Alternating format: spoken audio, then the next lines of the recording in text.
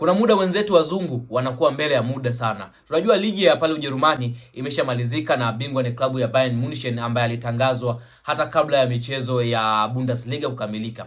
Na baada ya kila kitu tunajua mwezi huu wa sita tunaelekea katika michezo ya kombe la dunia, na baada ya hapo tutasikia mambo mengi sana. Baada ya kombe la dunia ligi itakwenda kuanza. Sasa uongozi wa klabu ya Bayern Munich umeshaanza kukwangua nyasi zote katika uwanja wake wa nyumbani wa Allianz Arena kwa sababu ya maandalizi ya msimu ujao wa ligi. Na mambo haya yanafanyika ikiwa ligi imefika ukingoni na wanataka kuharakisha zaidi, kwa sababu wanasema pia uwanja huu unaweza kutumika kwa matumizi mengine, lakini upandaji rasmi wa nyasi utaanza mwezi wa saba. Kwa sasa wao wanachokiamini kwamba kuendelea kufanya maboresho ya uwanja na kuanza kutengeneza pichi ambayo itakuwa imara, wakiamini kwamba uwanja wao wa nyumbani wa Allianz Arena umekuwa ni nguzo muhimu sana kwa timu hiyo kuendelea kushinda mataji mbalimbali. Kwa hiyo ndio maana mara baada ya ligi tu kuisha wameanza kufanya ukarabati kwa kukwangua nyasi, kisha watauacha uwanja upumzike, na kuanzia mwezi wa saba wataanza kupanda nyasi mpya kuelekea msimu ujao wa ligi ya Bundesliga,